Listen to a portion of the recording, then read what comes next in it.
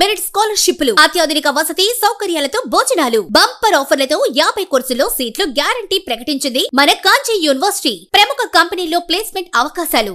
ఇంకెందుకు ఆలస్యం? వెబ్సైట్ ని సందర్శించండి. వివరాల కోసం నంబర్లకు కాల్ చేయండి. తెలంగాణ ప్రాంతంలో మీకున్న 13% ఇవాళ ఇచ్చినటువంటి దాని మీద భారతీయ జనతా పార్టీ నడిపి పోటీ చేయండి.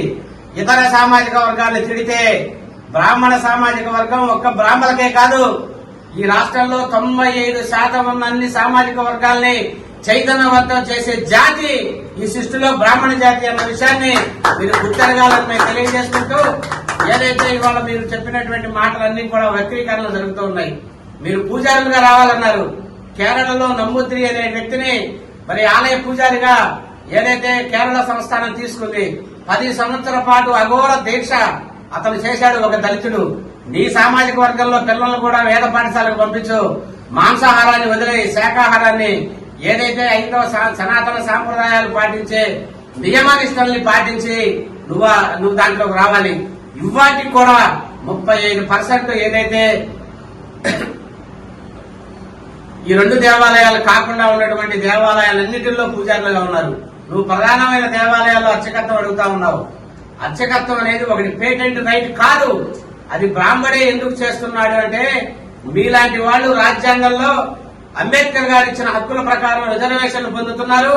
సనాతన సాంప్రదాయాన్ని వదిలేసి ఆ మతాలను గౌరవించకుండా పాశ్చాత్యమైనటువంటి క్రైస్తవ మతాన్ని తీసుకుని డబ్బుల కోసం మీ జేబులు నింపుకునే కార్యక్రమానికి శ్రీకారం చుట్టారు కనుకనే ఇవాళ మీరు మాట్లాడిన పదాలకు ఖండిస్తూ ఉన్నాం. లేకపోతే మా ఏరియాలో ఉండే పల్లెల్లో మాదిగ సామాజిక వర్గానికి చెందిన ఎవరు కూడా ఇంతవరకు కూడా మాతో ఐక్యతగానే ఉన్నారు, కలిసిమెలిసే ఉన్నారు. ఇక ముందు కూడా కలిసిమెలిసే ఉంటాం.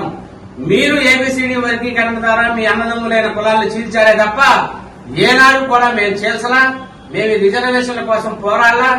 ఏదైతే హిందూ సాంప్రదాయాల్లో మాకు ఆశేష హిమాచల పర్యంతం 3 సార్లు మరి ఏదైతే ఆయన ఆదిశంకరాచార్యులు గారు పర్యటించి ఈ వేద విజ్ఞానాన్ని సృష్టించారో వారి అచరణలో నడుస్తున్న జాతి ఈ బ్రాహ్మణ జాతి, హైందవ ధర్మం, సనాతన ధర్మం అని తెలియజేసుకుంటూ నోరు దగ్గర పెట్టుకుని మాట్లాడాలని కూడా హితవ చేస్తూ ఉన్నాం. మందా కృష్ణమాది గారి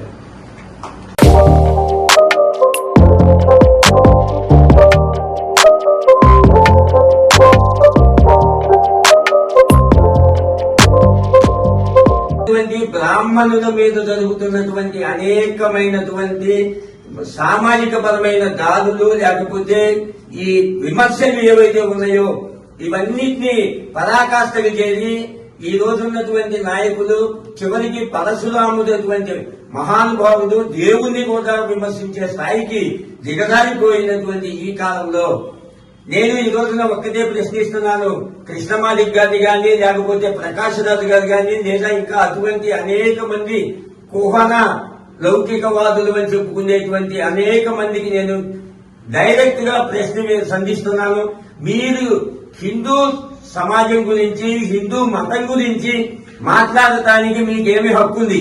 హిందూ మతం కాదనుకోని మీరు పోయి క్రైస్తవయంలో చేరి క్రైస్తవ మతంలో ఉన్నటువంటి సిద్ధాంతం మాకు నచ్చిందని చెప్పి మీరు పోయినటువంటి వ్యక్తులు, మీరు హిందూ మతం గురించి ఏ విధంగా మాట్లాడతారు? మీకేమి హక్కుంది? అదేవిధంగా